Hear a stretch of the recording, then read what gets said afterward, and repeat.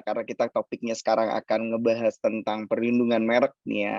Karena kalau kita ngomong perlindungan merek pasti terkait dengan brand gitu ya. Jadi saya sih percaya bahwa dimanapun Anda berada, ini pasti akan sangat berguna.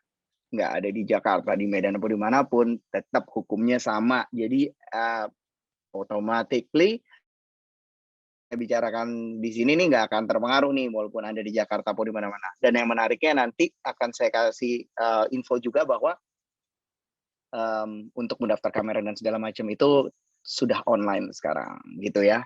Nah, jadi, apa namanya, judul, sharing saya nih, saya nggak mau jadi presentasi lah, saya bilang sharing aja lah, ya kan. Walaupun saya dosen, walaupun saya praktik juga gitu ya. Saya merasa ini aja supaya bisa lebih cair aja gitu loh sama para sobat shipper yang ada di mana saja Anda berada. Nah, judulnya kita tuh akan memahami perlindungan merek bagi pelaku usaha. Nah, sebenarnya sekarang yang perlu kita pahami dulu, apa sih sebenarnya merek itu gitu ya. Nah, untuk memahami merek, pertama kita harus paham nih, bahwa dasar hukumnya itu ada di Undang-Undang 20 tahun 2016 tentang merek dan indikasi geografis. Nggak perlu hafal nomornya, nggak perlu hafal tahunnya, tapi paling nggak tahu ini ada yang namanya Undang-Undang Merek. Di sini nih dikasih nih definisinya. Merek itu adalah tanda yang dapat ditampilkan secara gambar, logo, nama, kata, huruf, angka, susunan warna, ya, dalam bentuk baik 2 dimensi maupun dimensi. Nah, jadi kalau kita lihat nih, apa nih, kalau misalnya nama apa? Oke, ada secara grafis berupa apa? Berupa nama, misalnya kalau berupa nama mungkin kita bisa bilang ini nama nih, kayak misalnya, ada merek di sini ya, merek Samsung gitu ya. Ini merek, wih ini jadi, apa namanya, lampu saya kelihatan. Ini merek Samsung, itu berarti kan dia nama gitu loh, pakai kata-kata. Terus juga ada huruf atau angka. Jadi memang ada beberapa merek yang memang, contohnya itu berbentuk angka gitu ya. Atau bahkan gambar gitu, kayak misalkan kalau misalnya kita lihat, ini pasti udah tahu gitu ya. Pasti tahu nih mereknya apa. Kan nggak ada tulisannya, tapi kita tahu karena ini ada gambar yang memang sudah terasosiasi dengan produk Apple Incorporations. Jadi artinya handphone ini mereknya Apple, padahal nggak ada tulisan Apple-nya loh. Dan itu benar loh. Apple sendiri ini kayak bikin Apple Pencil, dia tuh tidak pernah tulis ada Apple Pencil-nya. Nih, dia cuma taruh, ada gambar Apple-nya, terus ada tulisan Pencil, gitu ya. Jadi branding-nya memang seperti itu kalau Apple. Nah, itu adalah bagian dari merek. Jadi kalau kita ngomong produk-produk itu, dan terus kita ngomong bagaimana si brand-brand itu adalah itu yang dikatakan merek sebagai 2 dimensi. Nah, kalau merek 3 dimensi itu kayak apa sih? Oke, merek 3 dimensi ini juga merupakan salah satu gebrakan baru setelah adanya undang-undang merek kita di tahun 2016, bahwa merek itu bisa berbentuk 3 dimensi. Contohnya apa? Misalnya kalau kalau kalau teman-teman semua para sobat shipper itu datang ke, restoran McDonald's gitu ya, kalian bisa ngeliat badutnya, dan itu kan bisa didaftarkan sebagai merek 3 dimensi gitu loh. Jadi shape 3D-nya itu, ya. Nah terus, atau susunan dari semuanya gitu ya. Nah ini yang menarik lagi apa dikatakan lagi nih di dalam undang-undangnya bahwa tidak hanya merek tuh tidak hanya yang 2 dimensi dan 3 dimensi aja, tapi termasuk juga suara, hologram, dan kombinasi 2 atau, apa namanya, kombinasi dari unsur-unsur itu semua gitu loh. Jadi ternyata merek selain merek 3 dimensi, ada juga merek suara dan merek hologram yang udah bisa diprotek berdasarkan Undang-Undang 20 tahun 2016 di Indonesia.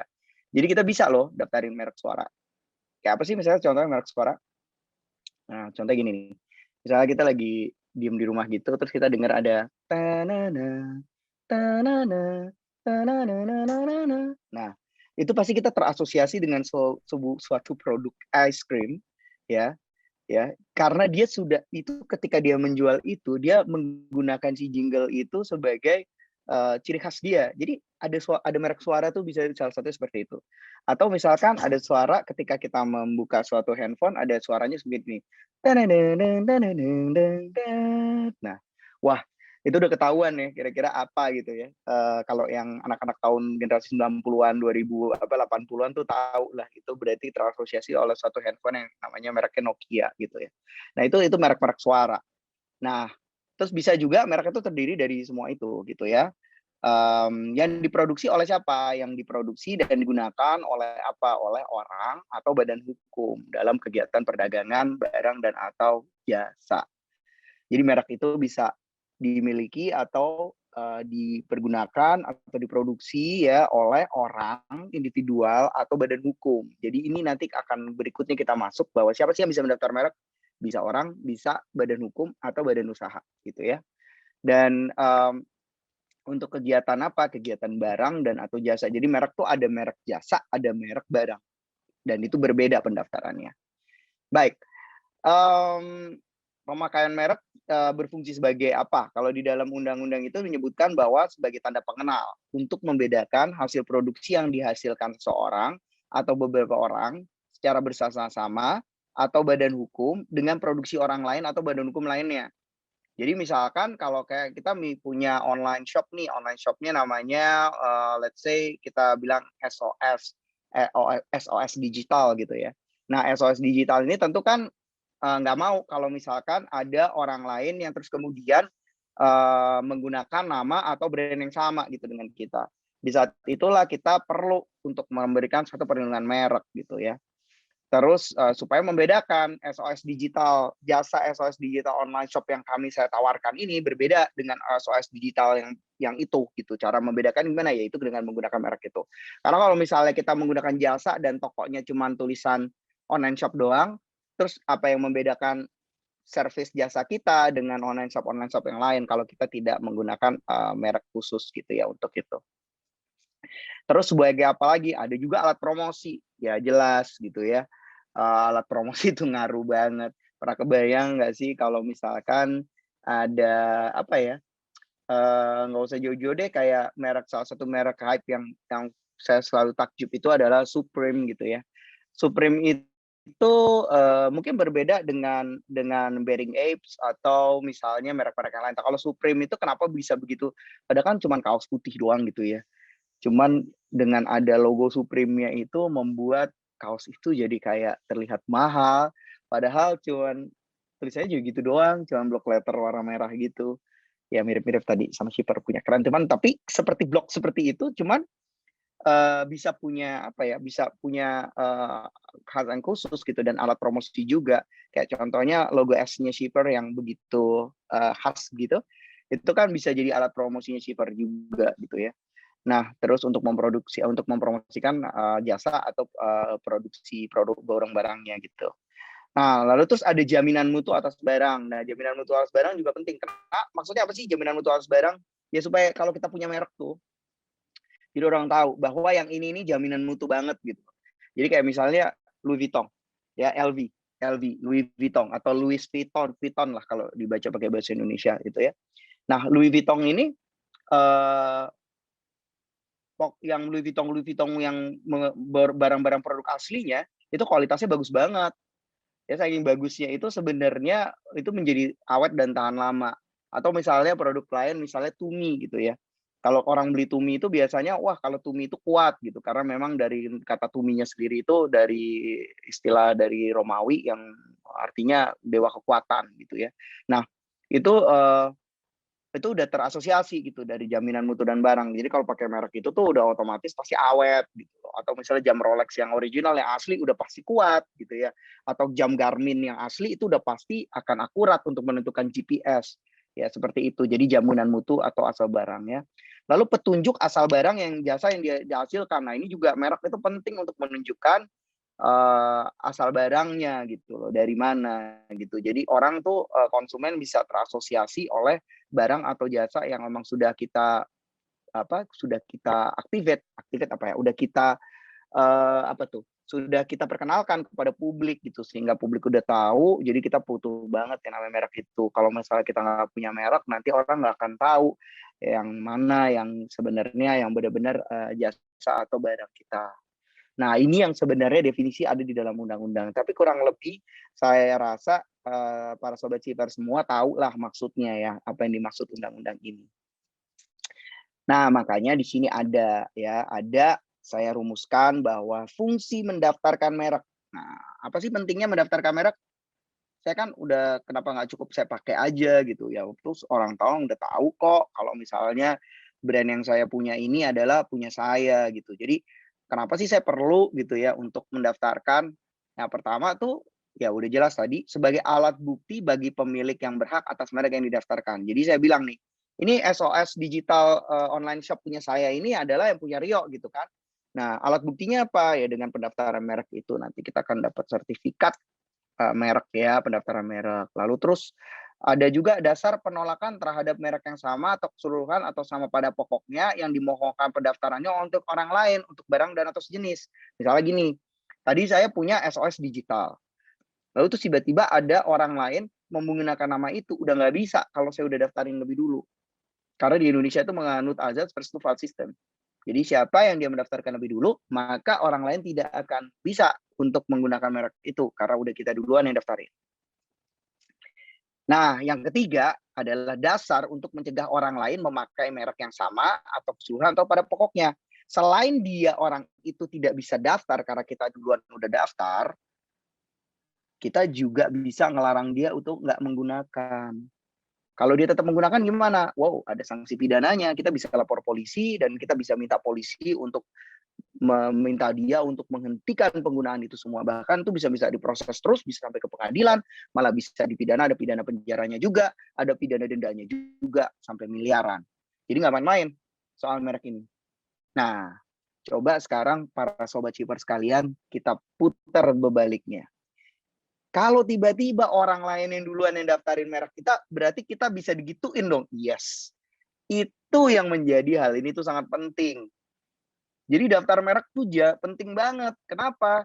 Karena kalau kita juga harus melindungi diri kita gitu loh. Jangan sampai ada orang lain yang daftarin duluan sampai akhirnya kita terpaksa harus rebranding gitu. Harus stop menggunakan merek yang bahkan kita bangun sendiri. Karena orang itu udah daftarin lebih dulu. Kenapa?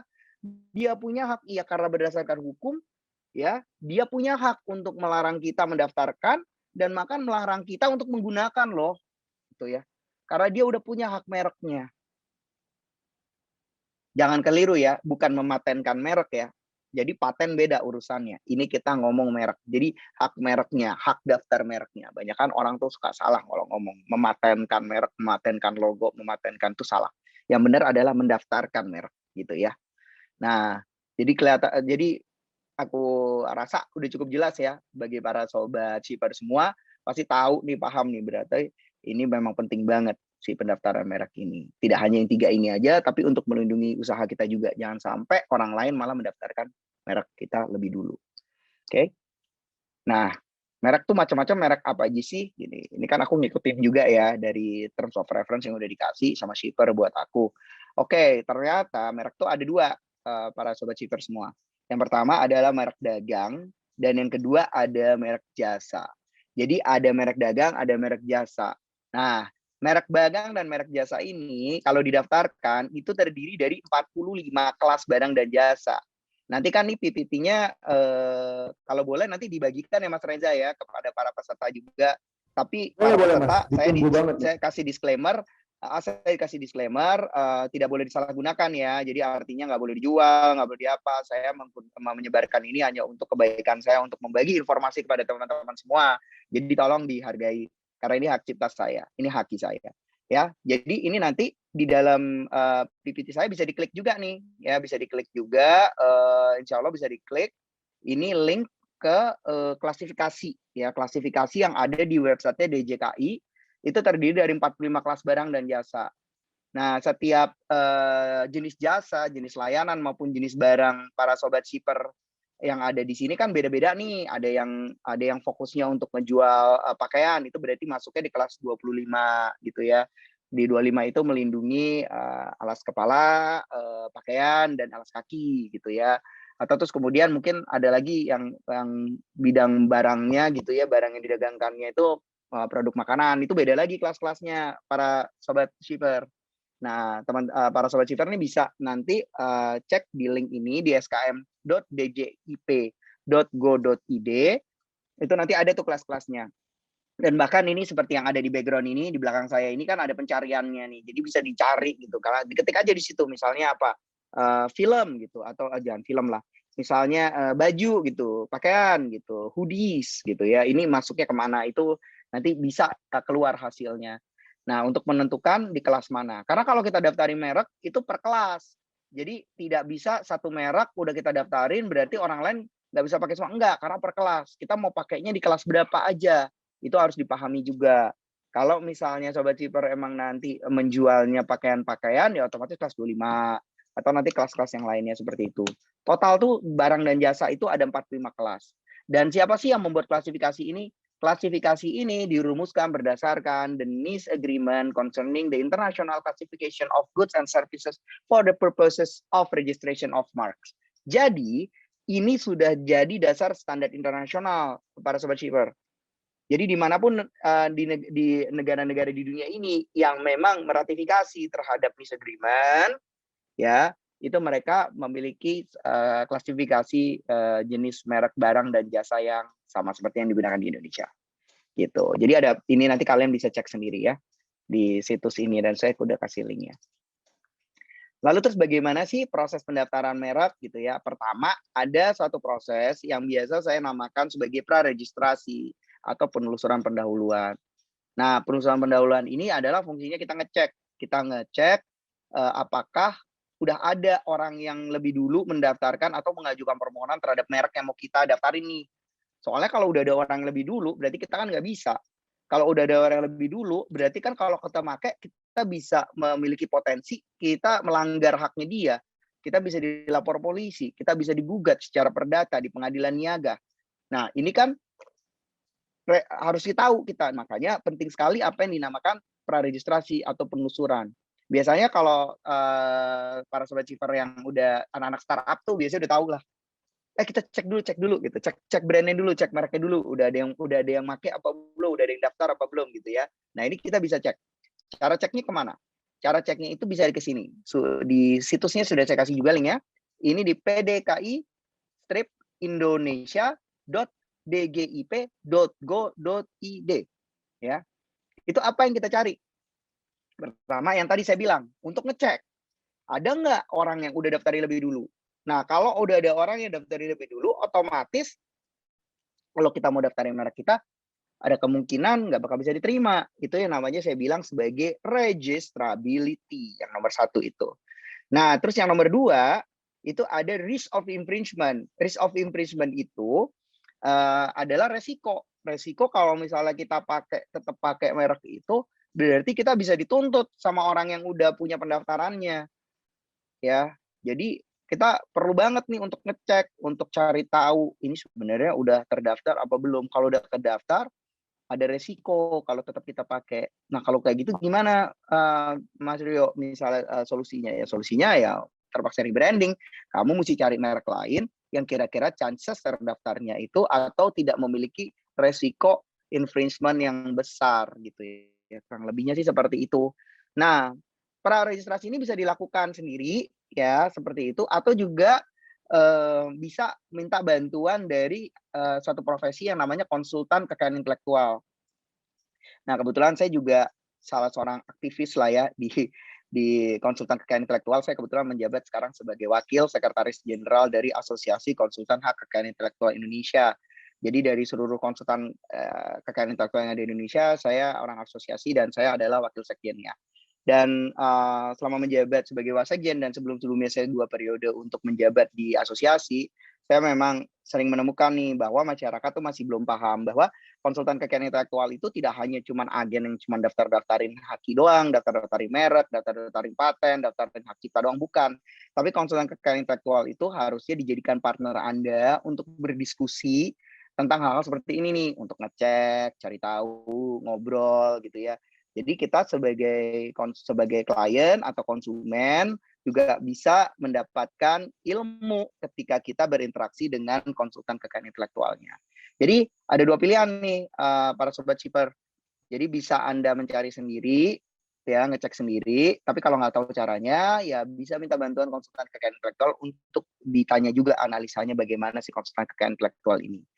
Semakin berpengalaman konsultan kekayaan intelektual tersebut, pasti semakin bagus advice-nya. Nah, caranya bisa gimana? Cari di mana? Ada konsultan kekayaan intelektual tuh ada nanti saya juga ada nanti di slide berikutnya. bisa dicari daftarnya di DJKI, atau kalau nggak mau repot bisa juga melalui sarana-sarana lain seperti lewat Justika. Di justika.com itu ada layanan untuk konsultasi dengan konsultan kekayaan intelektual. Di sana banyak banget. Sekarang udah banyak banget konsultan yang bergabung ya, baik advokat, lawyer maupun konsultan kekayaan intelektual yang bergabung dengan Justika udah banyak banget. Karena saya tuh termasuk yang batch pertama, dan dulu tuh saya banyak banget, tapi sekarang nggak begitu banyak. Kenapa? Karena opsi konsultannya udah banyak, tapi itu bagus untuk Anda, gitu ya. Itu bagus untuk Anda, gitu ya. Jadi bisa macam-macam lah opsinya, gitu ya. Atau bisa cari sendiri di website juga banyak konsultan. Tapi harus pastikan konsultan itu harus punya izin ya. Jadi jangan pakai jasa-jasa calo yang nggak jelas. Mending pakai jasa konsultan, nggak mahal kok harusnya, gitu ya. Nah, pendaftaran merek. Oke, bagaimana sih proses pendaftaran merek? Nah, ini nanti ini ada prosesnya. Jadi pertama ya, kalau kita lihat di sini itu yang paling atas itu ada permohonan kita ajukan. Nah, ketika permohonan ini diajukan itu nanti orang DJKI ya, orang dari Direktorat Jenderal Kekayaan Intelektual dalam hari ini adalah aparat di kantor merek, itu akan melakukan pemeriksaan formalitas dulu. Formalitas untuk cek apakah syarat-syarat formalitas terpenuhi gitu ya untuk mendaftarkan merek ini. Kalau misalnya belum lengkap ya dia akan menyurati kita untuk minta dilengkapi. Tapi kalau ternyata lengkap ya langsung mereka akan melakukan satu proses namanya publikasi pengumuman. Jadi permohonan pendaftaran merek kita ini permohonannya dipublikasikan dulu para sobat shipper ya, diumumkan baik di situs DJKI ya, terutama di situs DJKI ya, itu ada nanti di berita umum merek namanya. Itu diumumkan selama 2 bulan. Tujuannya apa? Tujuannya supaya memberikan informasi kepada publik, mungkin ada pihak-pihak yang merasa keberatan dengan merek yang kita ajukan. Nah, kalau pihak-pihak itu merasa keberatan, mereka bisa mengajukan apa yang dinamakan oposisi. Nah, kalau tidak ada oposisi, tidak ada yang mengajukan keberatan, maka proses berikutnya dilanjutkan lewat 2 bulan pengumuman selesai, dilanjutkan kepada proses pemeriksaan substantif. Di undang-undang sih ada batas waktunya, 150 hari kerja, itu harus sudah bisa diputus atau diberikan hasil oleh kantor merek. Tapi faktanya biasanya rada bisa lebih lama dari itu, tergantung backlog atau tergantung banyaknya permohonan yang memang mengantri di kantor merek itu sendiri. Tapi saya harus bisa sampaikan juga bahwa Direktorat Jenderal Kekayaan Intelektual, khususnya Direktorat Merek juga akhir-akhir ini sudah melakukan pembenahan ya, karena memang sudah termaktub juga di dalam Omnibus Law kita bahwa proses ini harus dipercepat. Jadi dengan kata lain mereka juga bekerja keras untuk bisa lebih cepat dari ini, gitu ya. Nah, kalau misalkan permohonan merek kita diterima, maka langsung didaftar dan keluar sertifikat. Tapi kalau tiba-tiba pemeriksa merek merasa bahwa ini kayaknya nggak bisa diterima nih karena dia mirip atau sama pada pokoknya sama merek yang udah diajukan orang lain atau sudah terdaftar. Nah, mereka nanti akan mengeluarkan apa yang dinamakan usul tolak. Nah, kita akan diberikan kesempatan selama 30 hari sejak kita menerima pemberitahuan, sejak dikirimkannya pemberitahuan tersebut untuk mengajukan tanggapan atau respon terhadap usul tolak tersebut. Nah, kalau kita mengajukan tanggapan, maka mereka akan memeriksa lagi. Kalau ternyata tetap ditolak, maka kita ada kesempatan juga untuk mengajukan banding ke Komisi Banding Merek, gitu ya. Nah, ketika kita memajukan banding kepada Komisi Banding Merek, ya kan? Nah, itu nanti dilihat. Kalau misalkan Komisi Banding Merek itu setuju sama kita, maka akan didaftar langsung si merek tersebut. Tapi kalau Komisi Banding Merek itu ternyata tidak setuju, maka kita bisa mengajukannya lagi. Upaya berikutnya adalah mengajukan gugatan kepada pengadilan niaga. Ya. Nah, kita mengajukan gugatan kepada pengadilan niaga. Pengadilan niaga itu di Indonesia ada 5. Jadi pengadilan niaga di Pengadilan Negeri Jakarta Pusat, Pengadilan Niaga di Pengadilan Negeri Medan, Pengadilan Niaga di Pengadilan Negeri Makassar, Pengadilan Niaga di Pengadilan Negeri Surabaya, dan Pengadilan Niaga di Pengadilan Negeri Semarang. Ya, jadi ada 5. Nah, itu wilayah hukumnya juga ada ditentukan masing-masing gitu ya. Nah, jurisdiksinya. Nah, kalau dari pengadilan ternyata juga masih ditolak gitu, permohonan kita tidak dikabulkan, kita bisa mengajukan upaya terakhir adalah dengan mengajukan kepada Mahkamah Agung. Nah, inilah proses yang memang diberikan oleh Undang-Undang Merek kita terhadap pengajuan permohonan pendaftaran merek. Apakah ribet? Ya, jangan pusing ngelihatnya. Kalau ini lancar, kalau merek Anda ini ternyata tidak sama pada potongan merek orang lain, udah pasti lancar aja tuh, ya. Baru masukin, nggak lama tahu-taunya udah terdaftar, tahu-taunya udah keluar sertifikatnya. Nah, itu nggak usah khawatir. Ini kalau seandainya yang tadi saya jelaskan panjang lebar ini, kalau misalnya dispute ya, atau ditolak gitu ya. Itu. Oke, lanjut berikutnya. Nah, ini prosedur pendaftaran ini pada dasarnya sebenarnya tadi yang sudah saya sampaikan panjang lebar ini, secara simpel itu cuma 3 sebenarnya. Jadi pemeriksaan formalitas, pengumuman permohonan, publikasi, pemeriksaan substantif, dan terbit sertifikat merek. Ini kalau lancar semua. Ya, jadi ini kalau ini yang kompleksnya, yang komplitnya. Nah, kalau yang ini adalah yang simpelnya. Nah, ini kalau kita lihat ya prosesnya sesimpel ini sebenarnya. Jadi nggak usah khawatir para sobat shipper semua.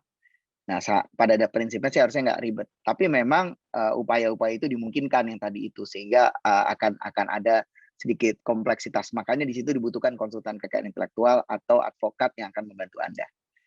Baik, apa sih syarat permohonannya gitu ya? Untuk formalitas yang dibutuhkan adalah pertama etiket atau label mereknya.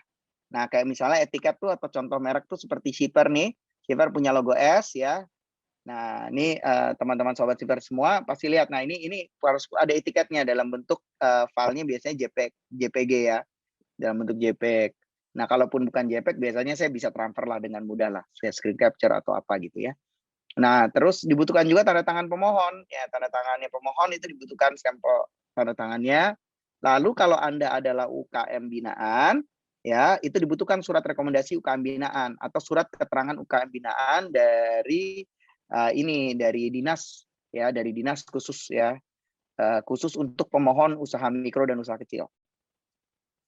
Apa sih bedanya antara usaha mikro dan usaha kecil? Nanti akan masuk ke sana karena itu urusan biaya ya. Lalu identitas pemohon dibutuhkan juga ya. Ya, ini walaupun memang di situs DJKI disebutkan, tapi saya biasanya menyarankan untuk mengajukan juga dengan KTP. KTP bagi individual atau akte pendirian PT-nya dan KTP direktur yang menandatangani permohonan tersebut atau surat kuasanya gitu ya.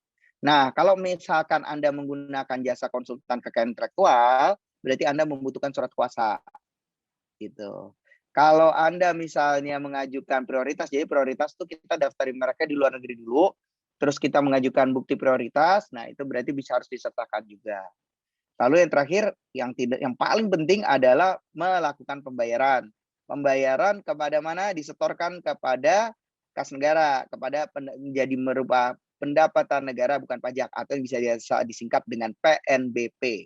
Nah, ini bisa melalui simpaki.jap.go.id pembayarannya. Oke, mungkin saya lengkap dulu kali ya ke masalah pembayaran ya, karena ada ini pembayaran karena kita tadi lagi ngomong formalitas, pembayaran itu untuk usaha mikro sama usaha kecil itu biayanya cuma 500.000. Tapi kalau untuk umum ya yang bukan UMKM ya itu biayanya adalah 1.800.000. Maaf saya typo harusnya merek ya. 1.800.000 rupiah ya, itu biayanya. Saya lengkap dikit tadi. Nah, sekarang kita masuk yang mulai ke isu paling rumit nih. Cukup rumit lah.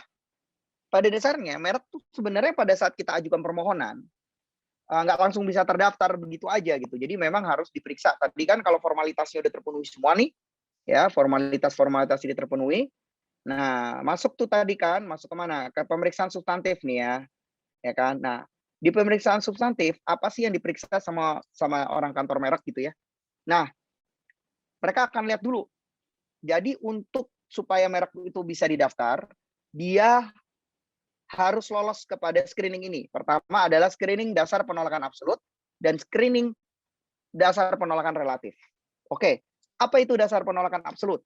Ya, jadi merek tidak dapat didaftarkan bila bertentangan dengan ideologi agama, peraturan perundang-undangan, moralitas agama, kesusilaan, ideologi negara, jika bertentangan dengan ideologi negara, peraturan perundang-undangan, moralitas agama, kesusilaan, dan ketertiban umum. Misalnya apa? Misalnya merek Buddha Bar waktu itu mau didaftarin, itu nggak bisa. Karena itu bertentangan dengan agama dan bertentangan dengan ketertiban umum juga. Karena kalau misalnya itu didaftarkan, nanti bisa masyarakat Buddha itu, pemeluk agama Buddha akan marah. Kenapa merek saya dijadikan bar gitu ya? Kenapa Buddha dijadikan bar gitu, dijadikan sebuah merek bar ya? Nah, itu yang jadi dasar, nggak bisa didaftar merek-merek seperti itu. Atau misalkan ada merek yang misalnya mereknya gambar badan wanita, ya, badan wanita gitu, badan wanita telanjang misalnya. Itu nggak bisa, karena itu dianggap bertentangan dengan kesusilaan gitu ya. Atau misalnya waktu itu ada merek lucu-lucuan ya, ada orang mau mendaftarkan merek namanya bikini, bihun kekinian gitu ya, tapi disingkat jadi bikini. Nah itu jadi ditolak tuh, karena memang itu tidak sesuai dengan kesusilaan dan ketertiban umum gitu loh. Nah, lalu sama, apa sih dasar absolut berikutnya, yaitu kalau merek tersebut sama dengan atau berkaitan dengan atau hanya menyebut barang dan atau jasa yang dimohonkan pendaftarannya. Jadi misalnya kayak gini nih, merek, Apple buat buah apel gitu ya, atau merek, eee, merek telepon buat handphone gitu ya. Nah itu nggak boleh, itu dasar penolakan absolut.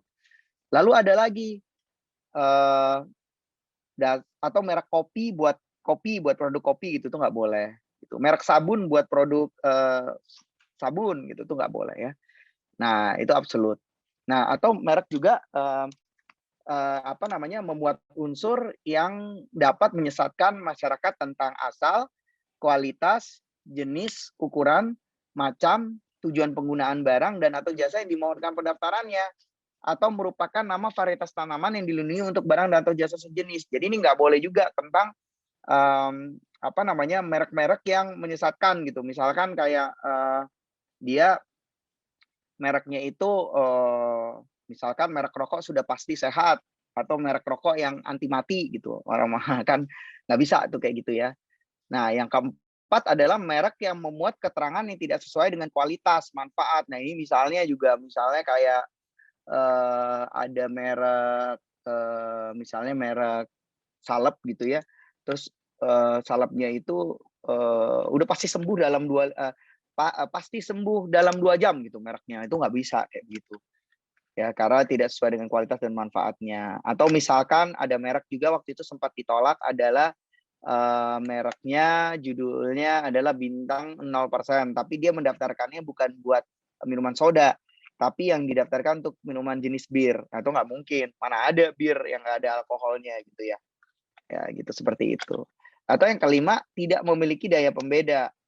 Nah, ini juga unik kalau merek yang, tidak memiliki daya pembeda itu merek yang sangat generik lah, itu sudah umum banget tandanya gitu, udah merek cuman lingkaran merah doang gitu kan, itu kan udah umum banget gitu, jadi nggak punya daya pembeda. Nah, lalu terus yang keenam adalah merupakan nama umum atau lambang milik umum, misalnya tanda dilarang masuk dijadiin merek gitu ya, atau misalkan tanda dilarang parkir dijadiin merek gitu, itu nggak boleh, karena udah merupakan lambang milik umum. Nah, itu tadi absolut. Jadi kalau kita mau daftarin merek-merek yang tadi termaksud di dalam 1, 2, 3, 4, 5, 6 ini udah pasti akan ditolak, gitu, ya. Nah, ada juga penolakan relatif. Jadi penolakan relatif itu adalah, oke, lolos yang absolut gitu ya, lolos yang absolut, screening kedua adalah dilihat, apakah merek ini mempunyai persamaan pada pokoknya atau keseluruhan dengan merek pihak lain yang sudah terdaftar lebih dulu untuk barang dan atau jasa sejenis. Ya, jadi ini akan dilihat lagi, akan dibandingkan, udah ada yang daftar lebih dulu apa enggak, gitu. Nah, kalau kita tadi di awal kita melakukan search, kan, kita tentu pasti akan tahu gitu loh potensinya, apakah terus kemudian ini dianggap sama nggak dengan merek yang udah terdaftar lebih dulu gitu ya. Makanya search itu juga akan melihat, variabel-variabel ini. Nah,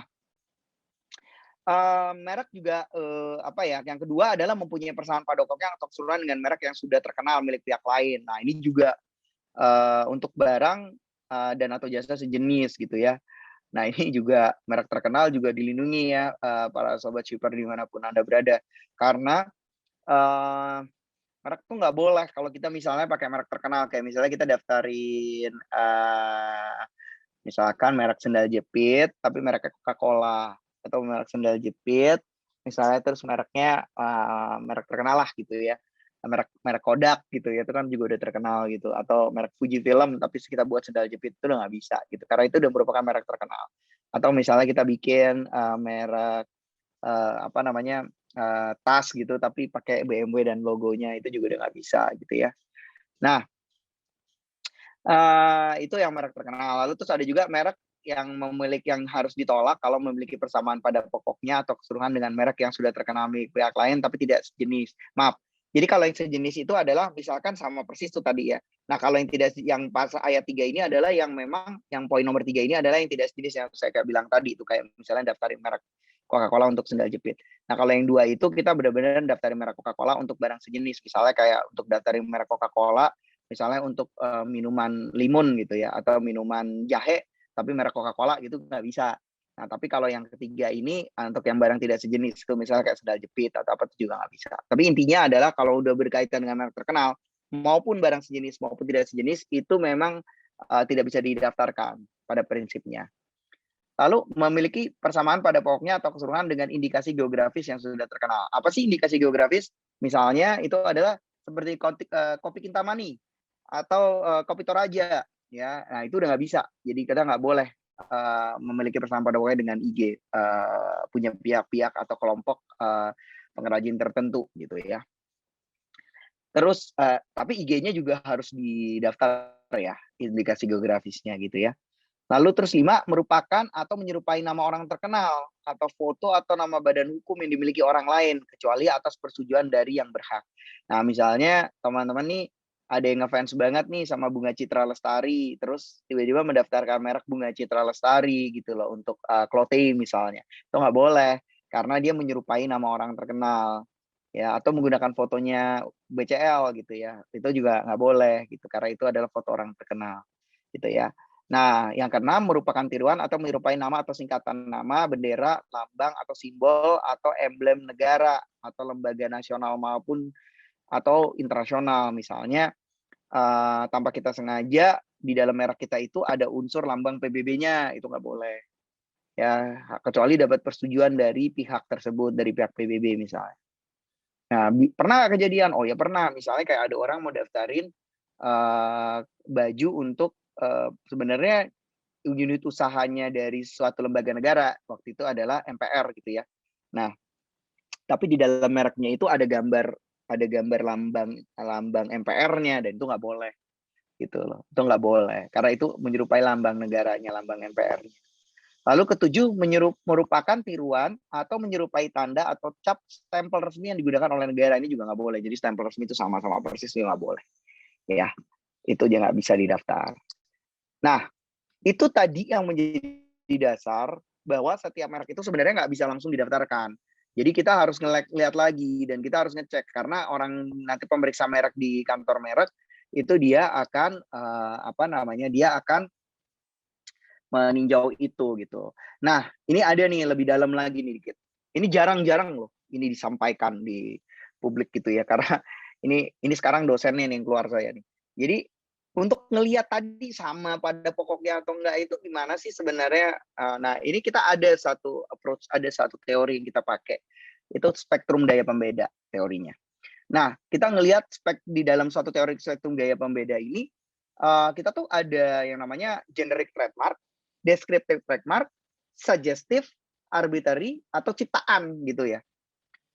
Nah, kalau merek kita itu adalah generik, ya, wah ini kemungkinan tidak memiliki daya pembeda, terlalu generik gitu, wah ini nggak bakal bisa kedaftar. Contohnya merek smartphone gitu ya.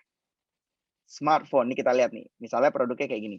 Ya, produknya kayak gini, wah ini smartphone, nggak bisa didaftar sebagai merek, karena dia dianggap merek yang generik. Gitu. Tidak memiliki daya pembeda dan tidak memenuhi persyaratan perlindungan. Lalu terus ada lagi merek yang dikatakan merek deskriptif. Deskriptif itu contohnya adalah, oke ganti deh, smartphone-nya ganti metallic gray. Lah, metallic gray ini masih tidak memiliki daya pembeda karena semua bisa jadi metallic gray gitu ya. Seperti gambar-gambar ini. Gitu kan. Nah ini berarti nggak bisa. Ini nggak bisa nih penggunaan dengan cara membangun image di kalangan konsumen nggak bisa. Gitu ya. Nah, yang bisa kita daftarkan sebagai merek itu adalah merek yang masuk di dalam lingkup suggestive, arbitrary, atau ciptaan. Coin word namanya yang terakhir. Nah, suggestive itu apa? Misalnya kayak contoh Microsoft. Microsoft, kecil, halus, atau dia kan jadi kata-kata software gitu. Microsoft, jadi yang software yang micro, yang pokoknya dia menganggap itu compact lah. Nah, jadilah itu sebuah merek, bisa. Karena dia memiliki daya pembeda yang langsung melekat dan memenuhi persyaratan untuk memperoleh perlindungan pada saat digunakan. Lalu terus ada juga merek yang masuk kategori arbitrary. Arbitrary itu misalkan kayak ini tadi yang saya bilang Apple Pansutu gitu ya. Nah, tapi dia ada Apple-nya, ada lambang Apple-nya segala macam. Nah, ini masih bisa masuk ke dalam merek-merek yang memiliki daya pembeda. Nah, lebih bagus lagi ciptaan Samsung. Samsung tuh nggak ada artinya. Kalau Apple masih ada artinya Apple gitu ya. Apple Pencil gitu masih ada artinya buah apel, tapi tidak yang mau kita daftarin kan bukan untuk merek buah, tapi kita daftarin Apple ini untuk produk elektronik, ya otomatis bisa gitu. Nah, tapi ada lagi yang lebih tinggi, paling tinggi itu adalah merek kalau dia masuk ke dalam kategori yang namanya coin word atau ciptaan. Nah, merek-merek seperti contohnya seperti Samsung. Samsung itu ngomongnya kalau bahasa Inggrisnya Samsung ya. Nah, si merek Samsung atau Samsung ini kan benar-benar ciptaan gitu. Jadi tidak ada kaitannya sama arti apapun. Beda sama Apple yang sebenarnya merupakan satu kata yang berasal dari kata buah apel gitu ya. Nah, seperti itulah para sobat apa namanya shipper sekalian ya. Semoga saya cukup jelas yang jelasin kan dan tidak terlalu cepat ya. Jadi kalau mau didaftarin merek kita setidaknya merek kita tuh harus masuk kategori either suggestive ya, baik suggestive, arbitrary, atau ciptaan. Jadi nggak bisa yang deskriptif dan generik. Itu diharap diingat. Jadi buatlah merek yang seunik mungkin yang kalian bisa siapkan atau ciptakan gitu ya. Oke, bagaimana sih cara mendaftar? Oke, cara mendaftar merek itu bisa dilakukan sendiri sebenarnya para sobat shipper semua. Ya, bisa melakukan sendiri. Ini ada link link untuk page pendaftarannya, dan ini untuk paten ada sendiri, merek sendiri, desain industri ini saya udah kasih semua lah bonus, padahal kan topiknya cuma merek ya, tapi saya kasih bonus lah di sini semua. Kalau mau daftarin hak cipta juga bisa gitu ya. Nah, atau melalui bantuan konsultan haki terdaftar, ini linknya ada banyak konsultan haki, atau juga bisa melalui platform-platform lain seperti Justika ya, itu bisa menyediakan jasa-jasa seperti mendaftarkan merek juga gitu ya. Nah, oke. Kita lanjut. Ini cara daftarinnya, dan ini adalah cara permohonan lain ini seperti apa prosesnya. Jadi biar kita kalau daftar sendiri, nah kita kalau udah pakai konsultan sih kita tinggal kasih dokumen aja. Nah, konsultan yang mikir, yang ngetik, yang masukin, yang pokoknya yang ngurusin konsultan lah semua ya. Tapi kalau kita mau daftar sendiri, ini prosesnya ya. Jadi kita registrasi akun dulu di merek.dgip.go.id. Setelah kita memiliki registrasi akun, nanti kita akan dapat verifikasi sudah terverified akun kita, baru kita nanti klik tambah untuk pembuatan dari permohonan baru ini. Nanti keluar, baru kita melakukan pembayaran. Banknya bisa online kok, bisa melalui internet banking, kita membayar pajak atau membayar. Oke. Jadi ketika merek ini kita masukin sebenarnya gampang sih sebenarnya. Kalau kita online kita masukin registrasi akun, terus nanti kita tinggal ikutin aja step by step-nya, dan bahkan juga kalau kalian nanti cari di YouTube juga banyak kok konten-konten dari DJKI yang menjelaskan bagaimana cara mengajukan permohonan ini. Nah, itu memang bisa secara online dan udah simpel banget, dan semuanya tinggal diikutin sih. Saya memang kalau nggak terbiasa mungkin ada kagok-kagok dikit, tapi nggak ada salahnya memang kalian nggak terlalu gaptek untuk mencobanya gitu. Nah, permohonan bisa nggak manual? Udah nggak bisa lagi. Kalaupun kalian datang ke kantor DJKI, kalian cuma dibantu sama aparat di sana, sama staf DJKI untuk cara ngisinya gitu secara online. Karena semuanya sudah harus sejak 17 Agustus 2019, semua harus diajukan secara online. Nanti terus datanya juga diunggah semua ya, di-upload, terus jika kalau udah benar tinggal selesai, nanti terus kita dapat suatu bukti permohonan yang udah diterima. Kurang lebih seperti itu prosesnya ya. Terus tadi udah kita samain di awal juga bahwa biayanya itu untuk UMKM 500.000 lumayan banget. Makanya kalau kalian yang punya clearance UMKM, punya surat keterangan UMKM tuh sangat berguna ya. Daftar merek aja tuh PNBP cuma 500.000. Sementara kalau umum itu 1.800. Pakai konsultan haki, ya ada, dan itu variatif. Nah, kira-kira kalau pakai konsultan itu di pasaran tuh saya lihat sekarang dari mulai harga sekitar 3,5 sampai ada sampai yang 10 juta atau 8-9 juta, tergantung kualitas dari konsultannya juga sih, dan itu kan hak mereka untuk memberikan suatu range tertentu karena mereka punya pengalaman juga ya, kita harus hargai. Nah, durasi perlindungan merek adalah 10 atau 10 tahun ya, dan 10 tahun bisa diperpanjang terus untuk 10 tahun berikutnya. Jadi bisa kita daftarin 10 tahun, terus bisa diperpanjang, perpanjang terus sampai 10 tahun berikutnya. Oke, terus di sini juga ada selayang, terus ada di pertanyaan lagi di sini, seperti tadi udah kita bahas juga, manfaat pendaftaran merek apa, ya tadi udah kita jelasin ya. Nah, ini menarik nih, para sobat Ciper semua. Jadi selain kita tadi memberikan perlindungan terhadap merek, termasuk mengizinkan atau melarang orang lain menggunakan merek kita, dan juga menghindari diri kita dari dituntut pihak lain karena merek yang kita pakai udah kita daftarin, gitu ya. Ini juga ada fungsi lain. Fungsi lain adalah mempermudah proses pengalihan atau lisensi. Jadi kalau misalnya para sobat Ciper semua ada yang malah mempunyai bisnis di bidang makanan, mau membuat franchise dengan lisensikan mereknya untuk digunakan di cabang-cabang punya orang yang dikelola sama pihak-pihak lain yang kalian franchise gitu ya.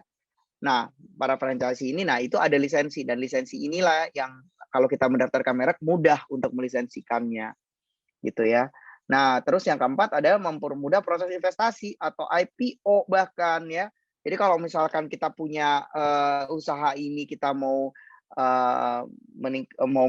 mencari investor, kalau udah didaftarin mereknya, itu pasti investor akan sangat tertarik. Dan bahkan investor zaman sekarang tuh pasti nanya, mereknya udah didaftarin belum? Ya, hak ciptanya udah didaftarin belum? Pasti akan pertanyaan itu ada gitu. Karena sekarang investor-investor sekarang juga maunya aman ya ketika mereka melakukan investasi. Atau bahkan ketika kita mau IPO atau mau menjadi terbuka atau menawarkan kepemilikan usaha kita ini kepada pasar modal.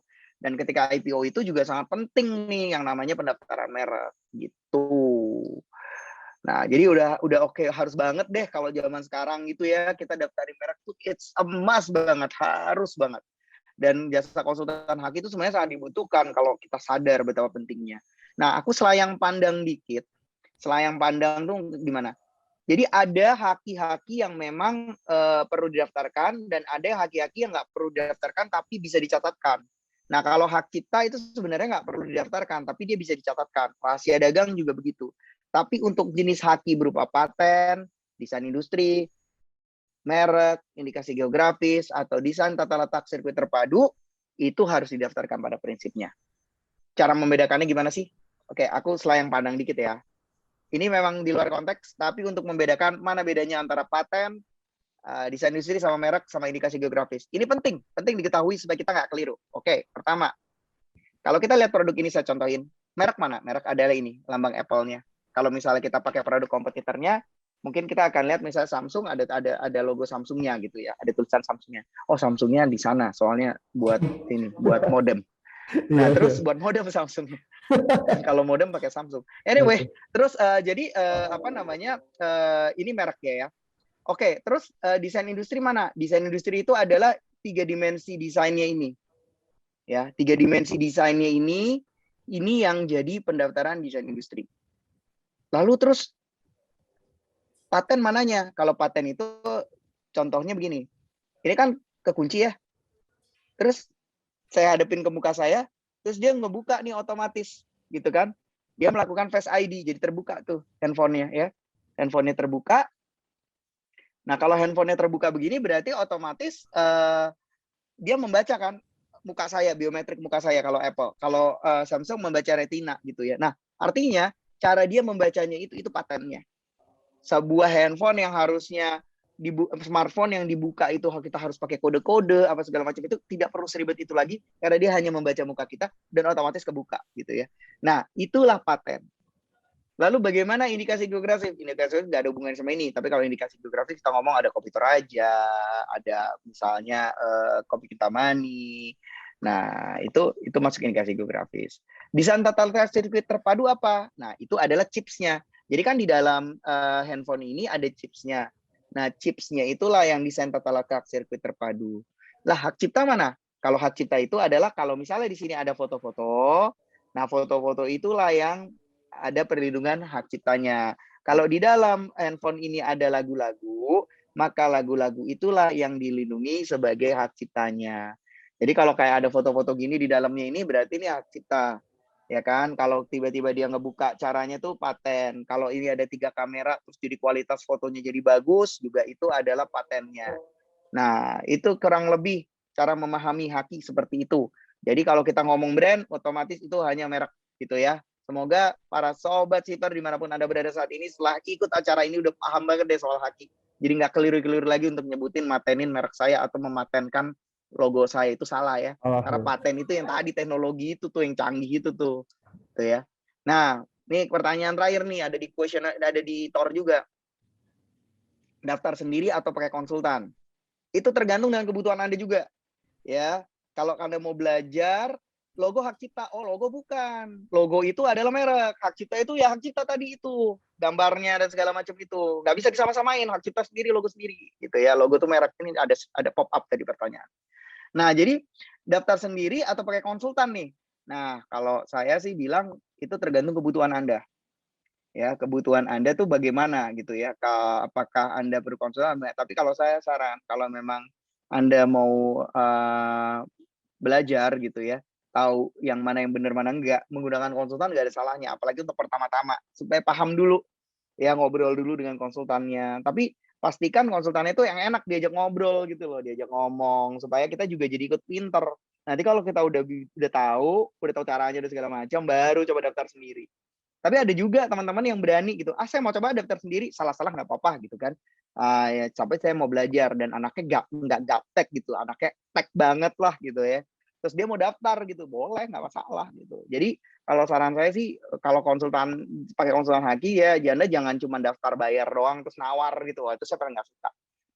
Jadi kalau punya konsultan haki itu harus diajak ngobrol gitu supaya konsultannya juga tahu kebutuhan Anda tuh apa sih gitu. Jadi konsultan yang benar juga harusnya seperti itu para sobat shipper dimanapun Anda berada. Dan bukan promo, tapi di Justika itu konsultannya udah banyak konsultan yang berpengalaman. Jadi kalau misalnya Anda bisa nanya di konsultan haki di Justika, itu bisa milih. Termasuk kalau mau untuk saya juga boleh gitu ya, bisa milih. Banyak jasanya, baik itu melalui chat maupun melalui telepon gitu. Tapi kalau saya tuh suka jarang kalau chat. Jadi rata-rata kalau saya di Justika tuh saya terimanya yang telepon. Setidaknya konsultasi 30 menit. Kurang lebih seperti itu. Thank you so much, Shiver, for the opportunity. Ya, terima kasih. Kok kata yang dilarang ngobrol bahasa Inggris. Anyway.